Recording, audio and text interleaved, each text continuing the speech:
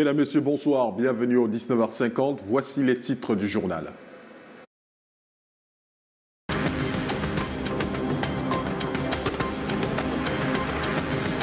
À la une ce soir, Limbé à nouveau endeuillé. Les pluies diluviennes ont encore engendré un éboulement. Une femme et son enfant ont perdu la vie ce vendredi au quartier Cassava Farm. Déjà 4 morts en l'espace de 2 jours. L'horreur du 16 juillet à Natio continue d'attrister les populations de Bamenda. Elles sont allées dans la rue pour manifester leur colère et demandent aux autorités de mettre un terme à cette crise. Une dame du 3e âge libérée des griffes de son ravisseur à Bamenda dans la région de l'Ouest. Elle est désormais libre après des heures de captivité. Son bourreau réclamait une rançon de 10 millions de francs CFA. Le baccalauréat en poche, ils sont nombreux à s'interroger sur la suite de leur cursus académique. Le professeur Robert Kouankouan, doyen de la faculté des lettres et sciences humaines de l'université de Douala, donne des pistes en posture d'invité de la semaine. Voilà pour les titres.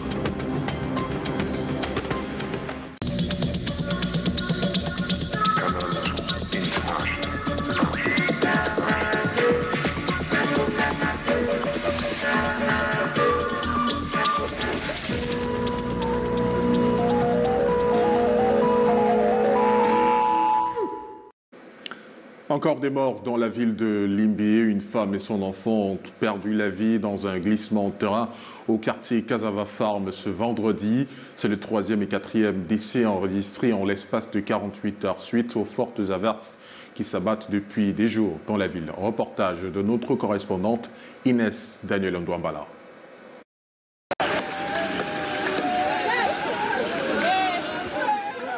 Encore des morts enregistrés à Limbé suite aux fortes pluies qui se sont abattues dans la nuit de jeudi à vendredi 21 juillet 2023. Le drame survenu au quartier Cassava Farm à Limbé arrache la vie à une mère et son bébé. C'est le triste bilan d'un glissement de terrain ayant englouti une maison d'habitation.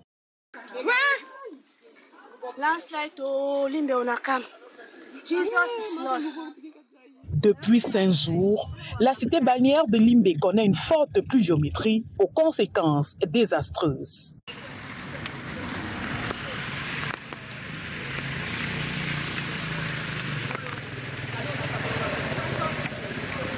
Les victimes payent le lourd tribut des constructions anarchiques. Ici, le désordre urbain a fait son nid. Les populations doivent prendre conscience de l'urgence qu'il y a à déguerpir les zones à risque avant qu'il ne soit trop tard.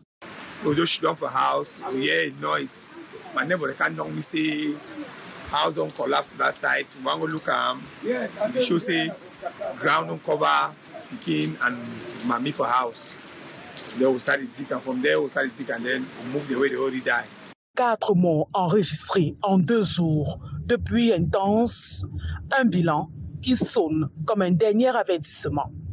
À bon entendeur, salut.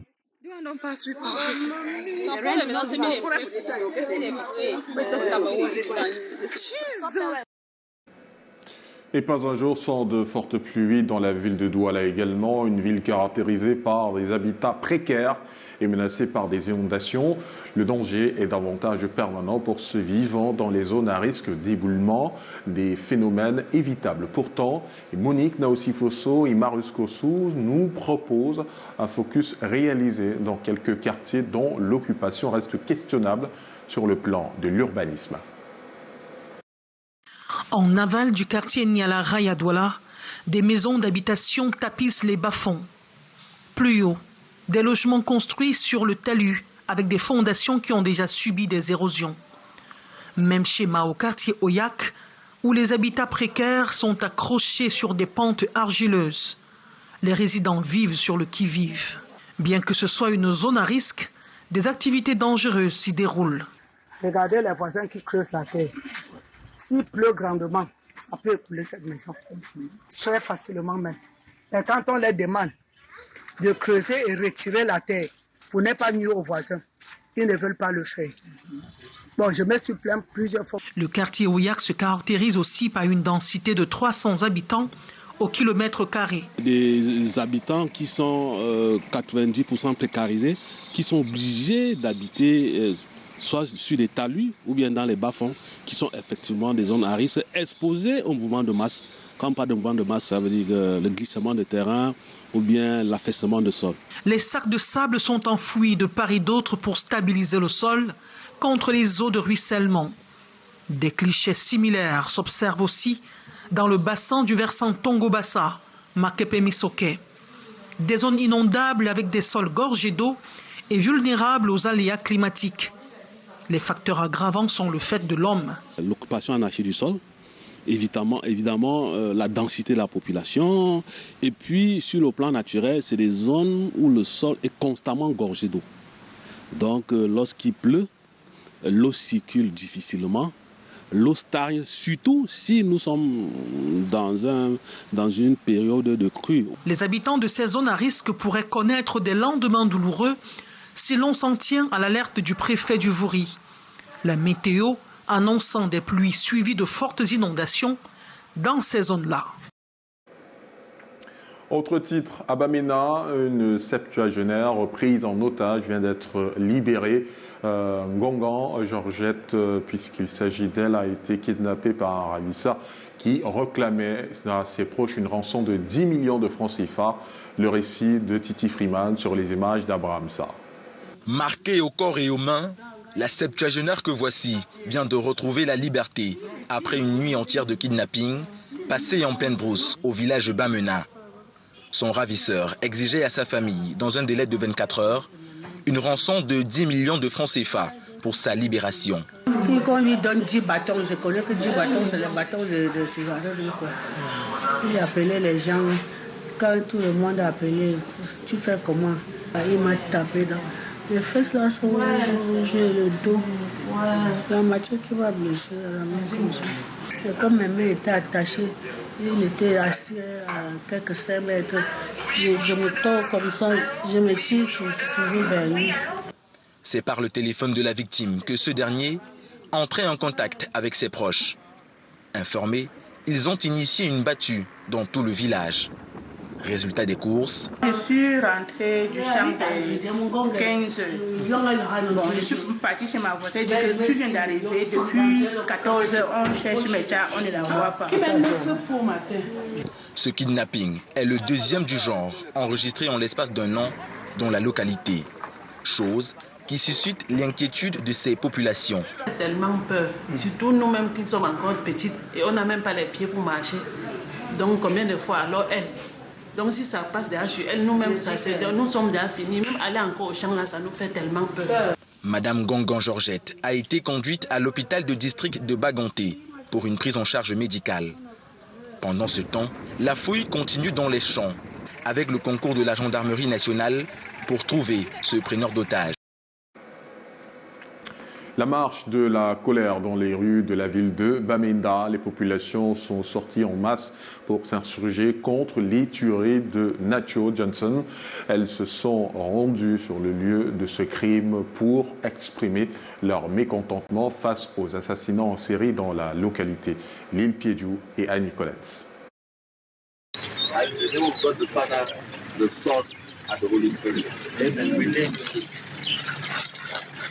Stop aux tueries dans le nord-ouest. Femmes, hommes et enfants vêtus de noir sont sortis massivement, banderoles à la main, photos de victimes pour dire non à la boucherie humaine de Nacho Johnson et exprimer leur ras-le-bol face à cette situation sociopolitique tendue. Avec toute notre force, les gars qui ont tué quelques citoyens de la ville de Bamenda. Donc on est sorti pour les dire qu'on n'est pas content. Cette marche de protestation a permis également de déposer des fleurs et bougies sur le lieu du crime. Ce qu'on nous offre, c'est que les citoyens continuent à faire les affaires comme d'habitude. Il faut qu'ils soient très vigilants et qu'ils fassent le rapport contre gens qui portent les armes contre la population et l'État. Dimanche 16 juillet, 10 personnes ont été assassinées par des personnes encore non identifiées et le gouvernement camerounais annonce des actions de ratissage continues sur le terrain pour mettre la main sur les auteurs de ce crime. L'Église catholique condamne une nouvelle fois les tueries de Bamenda après le carnage au carrefour Natio il y a près d'une semaine. L'évêque de Bafoussam s'y est également rendu ce jour pour soutenir les familles des victimes et inviter la repentance. Le récit d'Elisabeth Ngom sur les images d'Annie Collins. Monseigneur Paul Lonsi Kene en pèlerinage au carrefour Natio de Bamenda. Avec une gerbe de fleurs et des bougies allumées, l'évêque de Bafoussam est venu se recueillir pour le repos des âmes des victimes de la fusillade de dimanche dernier. Rien, absolument rien, ne peut justifier que l'on ôte la vie à d'autres. 8 fils du diocèse de Bafoussam ont été enlevés sauvagement. Je prie pour eux, mais je prie pour moi. Que cela n'advienne jamais par moi, ni par d'autres, parce que la vie n'a pas de prix. Qu'on soit pauvre, qu'on soit riche, qu'on soit de la gauche ou qu'on soit de la droite, la vie n'a pas de prix. En présence de l'archevêque de Bamenda et des fidèles chrétiens venus pour la même cause, ces hommes d'église, au-delà des prières élevées, ont saisi cette occasion pour dire non au discours de haine et appeler à la repentance. Ces assassinats sont le résultat des discours de haine. Trop de divisions. Dans l'Église, il n'y a pas de différence. Nous disons que, quel que soit le conflit, personne n'a le droit de ôter la vie de son prochain. Et nous demandons à tous ceux qui ont commis ces actes de se repentir. Un carnage de plus que l'Église catholique condamne. 3 femmes et 7 hommes exécutés par des activistes encore non identifiés. Et ils continuent de fuir la crise dans les régions du nord-ouest et du sud-ouest pour trouver refuge dans les villes calmes du pays. Douala regorge d'un bon nombre de déplacés internes. Ils sont des centaines à avoir été accueillis dans un centre de fortune au quartier Makepe-Misoke, dans l'arrondissement de Douala 5e. Vous allez le voir, les conditions de vie sont dantesques. Voici le reportage de Michael Tipio et Marius Kosso. La détresse qui se lit sur ces visages traduit la situation épouvantable que traversent ces enfants. Parmi eux, de nombreux orphelins âgés entre 2 et 10 ans.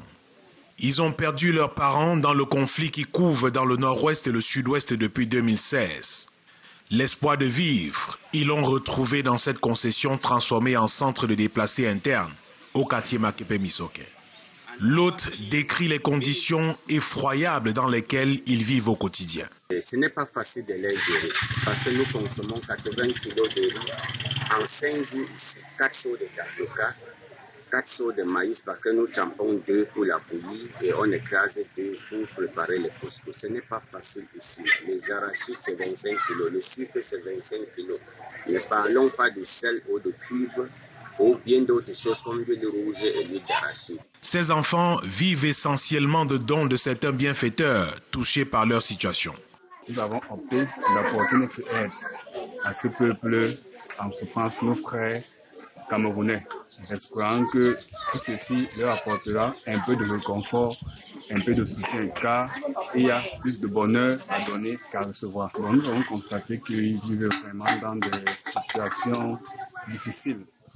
Tellement de personnes à aider, tellement de personnes qui sont dans le besoin. Pas de véritable protection pour ces gamins, censés être protégés par la Convention relative aux droits de l'enfant ratifiée par le Cameroun.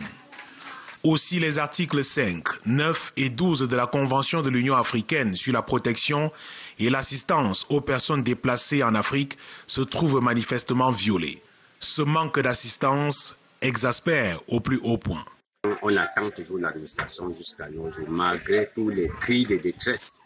Mais ils ne font rien pour améliorer la situation et pour les lever dans ce problème qu'ils n'ont pas choisi. Le service des affaires sociales de la mairie de Douala 5e pointe le manque de moyens pour reconnaître ne pas faire assez pour ces déplacés internes.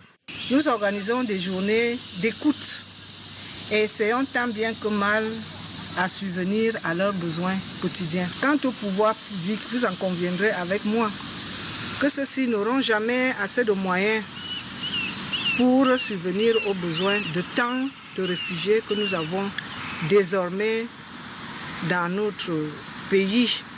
De la solidarité des âmes de bonne volonté dépend la vie de ces enfants.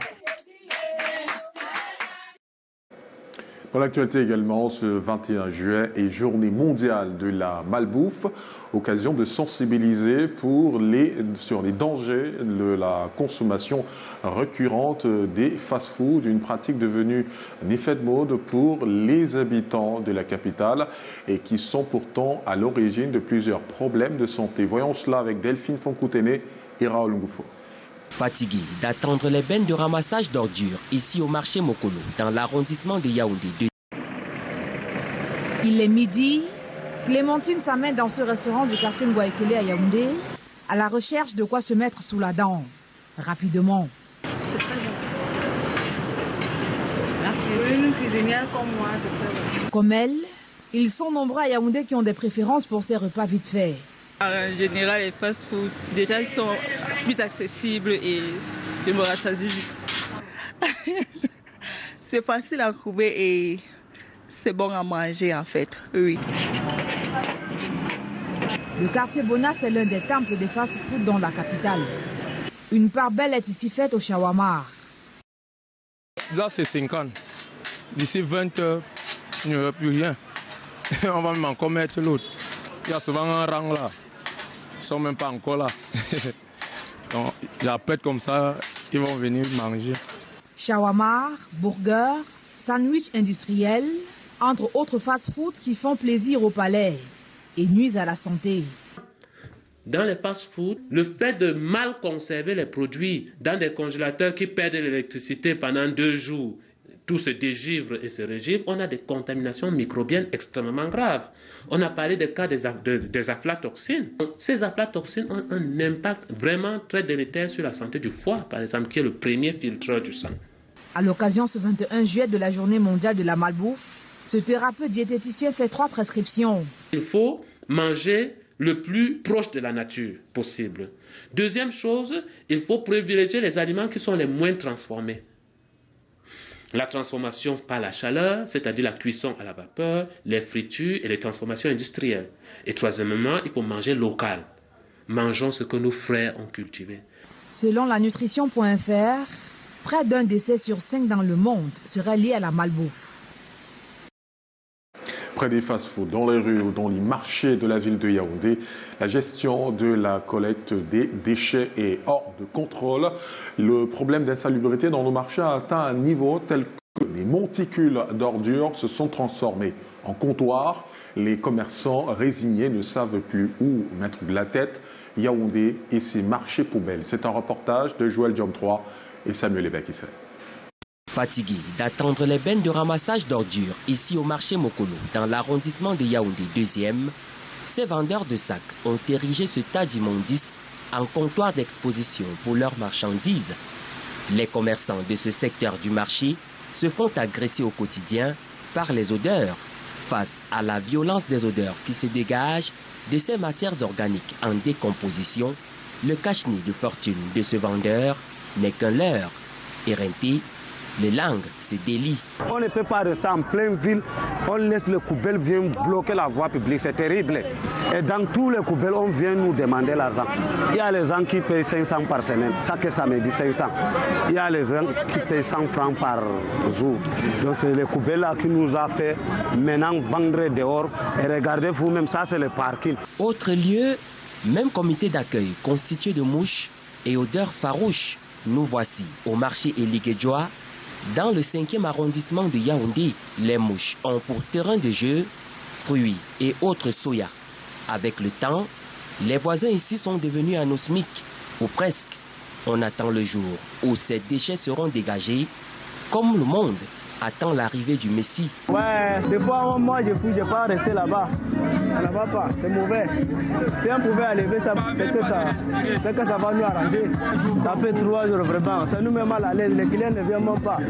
Quand un client regarde comme ça, il ne vient même pas. Avec une telle omniprésence des ordures dans les marchés, pas étonnant que les maladies respiratoires aient le vent en poupe. Et à suivre dans le 19h50, il a entamé son dernier voyage pour l'éternité. La mise en bière de Charles Etounди a eu lieu ce vendredi à Yaoundé. Nous recevrons le professeur Robert Kouankouan, doyen de la faculté des lettres et des sciences humaines de l'université de Douala, sous le fauteuil de l'invité de la semaine. Charles Etoundi, en route pour l'éternité, le haut commis de l'État, ancien ministre de l'Éducation nationale, a entamé son dernier voyage ce vendredi à la morgue de l'hôpital général de Yaoundé. C'était en présence de plusieurs membres du gouvernement, conduit par la représentante personnelle du chef de l'État, le ministre des Enseignements secondaires, Pauline Nalova-Lyonga. Reportage de Daniel Anissé-Boudjé et Serge Alain Zebo.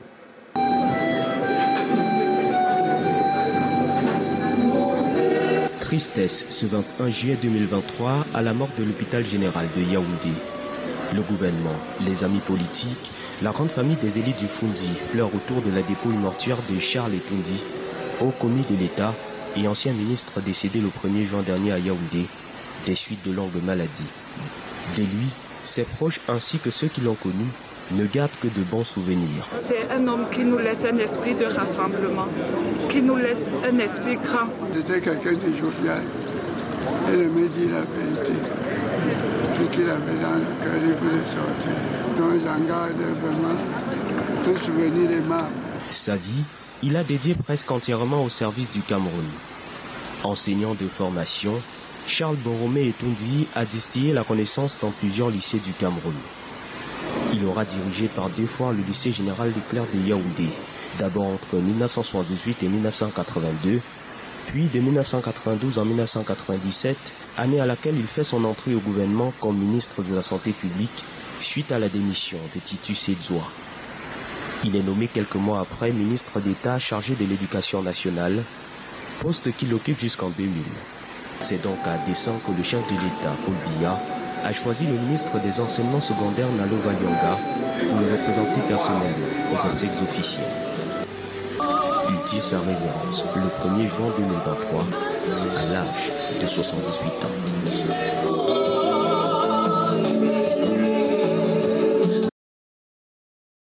Cap à présent sur les corridors de l'Afrique centrale où des irrégularités ont été identifiés. Les résultats d'une enquête de l'Observatoire régional des pratiques anormales sur les principaux axes de transport en question dévoilés à Yaoundé. Les précisions de Karel Mezatachouya et Serge Alain Zebo. Dans le chapitre des entraves repérées sur les principaux corridors de l'Afrique centrale, il y a des contrôles illicites, les checkpoints tout le temps ou presque contournés et parsemés d'embûches. Ça impacte négativement la libre circulation. Autre chose identifiée par l'Observatoire régional des pratiques anormales. Le long de ces axes de transport routier, le processus d'intégration pas tout à fait au point. C'est ce que révèle l'enquête de ces acteurs. Méthodologie appliquée. Les enquêteurs sont dans les camions. Ce n'est pas les chauffeurs qui font l'enquête. On a une équipe qui voyage au fur et à mesure qui rentre les informations dans les ordinateurs et qui sont expédiés directement au niveau du serveur qui traite rapidement l'information. Travaux conduits sur 2 corridors, à savoir Douala-N'Djamena d'environ 1800 km et Douala-Bangui d'à peu près 1400 km. L'enquête pilote réalisée sur le corridor Yaoundé-Libreville, également présentée. L'Union européenne, construite sur l'intégration des pays africains, promeut ce modèle de développement. On a beaucoup d'efforts et beaucoup d'investissements sur des corridors dans la sous-région. Et pour faire fonctionner ces corridors, il faut effectivement que les conditions soient là pour que les gens puissent simplement circuler sans perdre trop de temps et sans perdre trop d'argent. Entre autres objectifs visés par cet atelier, la mise à disposition de données statistiques afin de permettre à chaque pays de résoudre les problèmes posés.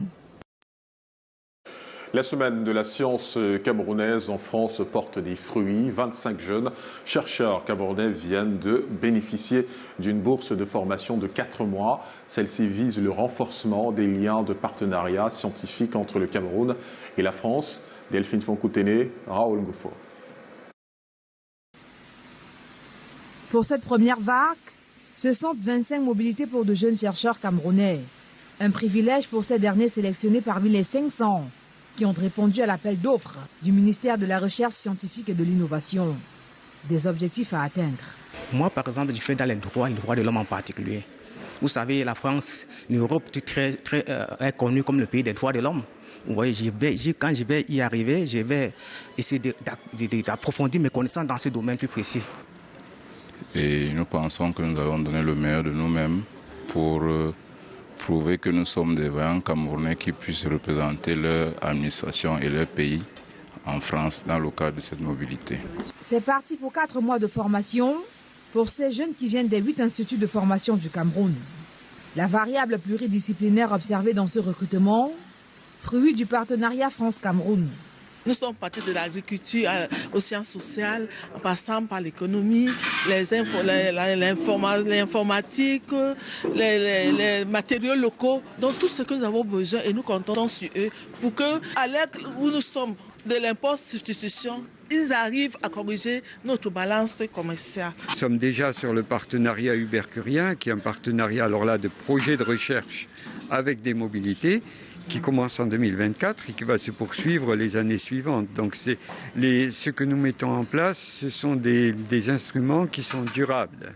Ces bourses qui rentrent dans le cadre de l'année scientifique 2023-2024 sont les retombées de la semaine de la science camerounaise en France, tenue du 3 au 7 avril dernier. Après l'obtention du baccalauréat, il se pose toutes ces questions. L'université ou la formation professionnelle. Aujourd'hui, la faculté des lettres et sciences humaines de l'université de Douala se positionne comme un hub de l'entrepreneuriat en milieu estudiantin. Comment cela se matérialise concrètement sur le terrain?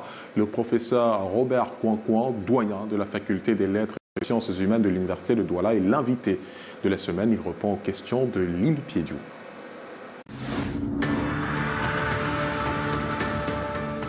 Professeur, comment vous allez? Je me porte relativement bien. On est dans la formation, adéquation, formation, emploi. Et dans notre quotidien, vraiment, c'est difficile pour les personnes qui ont fait lettres et sciences humaines de se retrouver en entreprise parce qu'on dit on veut plus de techniciens, on veut plus de personnes suffisamment outillées, formées à un certain type de métier. Non, ce n'est pas si difficile que ça, tout dépend de la formation. D'ailleurs, vous serez surpris d'entendre que les socio-humanistes sont les mieux placés pour créer des entreprises. Dès le départ, dès le niveau 1, ils sont initiés à la création des entreprises, à la gestion des entreprises. De telle sorte qu'au niveau 3, ils sont déjà assez outillés pour soutenir un projet entrepreneurial. Et ensuite, chaque étudiant de la faculté des lettres est appelé à aller faire un stage dans une entreprise, dans une administration, dans une ONG, pour s'approprier des réalités du terrain. Mais comment amener ces étudiants-là à entreprendre aujourd'hui? Puisque tout le monde voudra avoir du matricule à la fonction publique, etc. Quel langage que vous tenez pour les amener? Alors, c'est une révolution que nous sommes en train de mener à la faculté des lettres.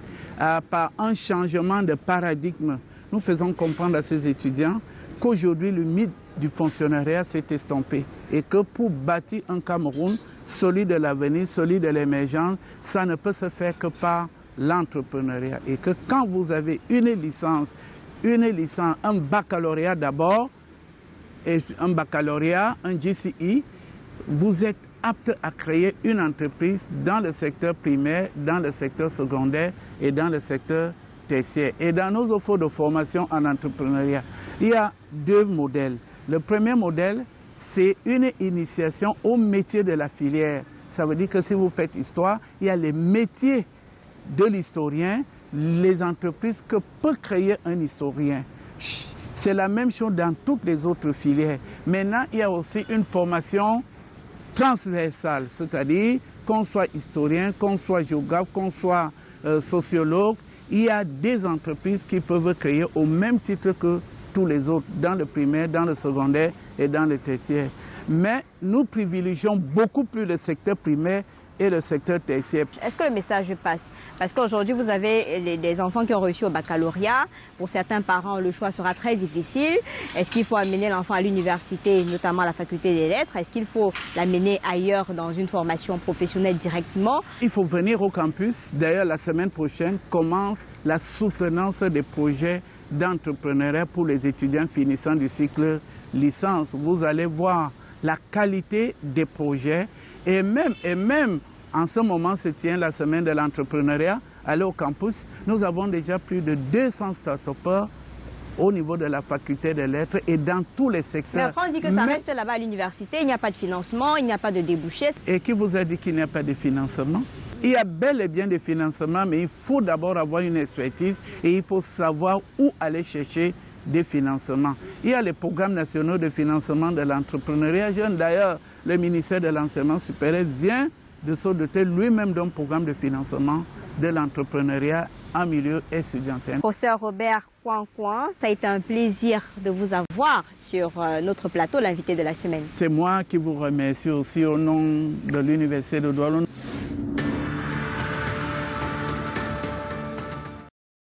L'intégralité de cet entretien à suivre demain à partir de 12h sur Canal 2 International. Comment faire face aux difficultés de la vie? Iya Boyo pense avoir une réponse implacable, faire recours à Dieu. Dans son ouvrage « Eau vivante et vivifiante », l'auteur partage son expérience, donnant au passage des raisons d'espérer à ceux qui traversent des périodes critiques. Le recueil de poèmes nouvellement présenté à Yaoundé nous invite à nous immerger dans les profondeurs d'une eau vivante et vivifiante pour avoir une vie marquée par la joie et la paix. Janice Kamga, Samuel Ebakissé. Le moins qu'on puisse dire, c'est qu'il a fallu se mettre en présence du Seigneur pour la présentation de cet ouvrage.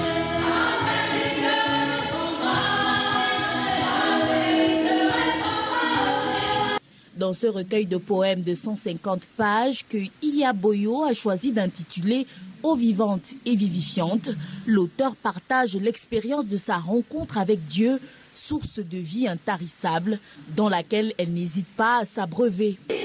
C'est une source qui coule en permanence, qui coule sans cesse et qui se renouvelle sans cesse. C'est ces instants passés avec le Dieu bon, Père, aimant, Père tout-puissant qui s'humilie vers sa créature et qui l'aime comme lui-même. Et cette eau-là, elle est pour tous, elle peut être bue, puisée par tous, ça peut être avec un gobelet, ça peut être avec un seau, ça peut être avec une bassine. Eau vivante et vivifiante, c'est plusieurs sections comme démonstration de puissance, action de grâce au Père ou encore la vérité et la justice qui s'adresse à toute personne en perte de repère, à tout homme qui cherche un secours paternel. C'est une invite à avoir un rapport particulier avec Dieu, à lui parler sans crainte comme le ferait un enfant avec son père. Cet ouvrage nous amène à apprécier la vie, à nous réjouir de la vie avec pour référentiel Dieu, qui est notre Père et notre Créateur. Cet opus paru aux éditions Mungue est un premier volume, volume 2 en cours de téléchargement, sous réserve des révélations puisées à la source. Et les villes de Douala et Yaoundé s'annoncent colorées ce week-end entre spectacles, humour, dédicaces et festivals. Il y a de quoi s'occuper. Haroun Azira nous fait le point sur le rendez-vous culturel de ce week-end. Vous pouvez débuter ce week-end avec un peu d'humour grâce au Merlino Counseling Show qui se tient actuellement au centre culturel Ubuntu de Yaoundé. Marcus, Frida Choco-Bronzé, les Daltons de la capitale et Ange Ebogo seront de la partie. Toujours dans la politique, amoureux du slam, la soirée apéro slam Check My Flow est en cours à l'Institut français. Sur la scène vont se succéder King Farah, La Voix de l'Orphelin, Mavi Dibankana et Fadi Medio. À Douala, les vacances s'annoncent colorées avec la caravane Old School qui débute ce samedi à 15h à l'espace culturel de Makepe. Au programme, musique, danse et jeux. Fan de lecture et de développement personnel, la conférence de dédicace du livre Pourquoi vous de Brice Komga se tient également ce samedi à 16h au Crystal Palace. Vous pourrez terminer cette semaine en écoutant la mixtape Sorry for the Rap de l'artiste Ténor, officiellement sorti ce vendredi. Un album de 13 titres, dont 4 collaborations. Et c'est la fin de ce journal. Merci de nous avoir suivis. Retrouvez ce week-end le journal du 20h samedi et dimanche. Mireille Flore d'Ifofotso à la présentation. Moi, je vous retrouve lundi, même lieu, même heure, 19h50. Bonsoir et bon week-end.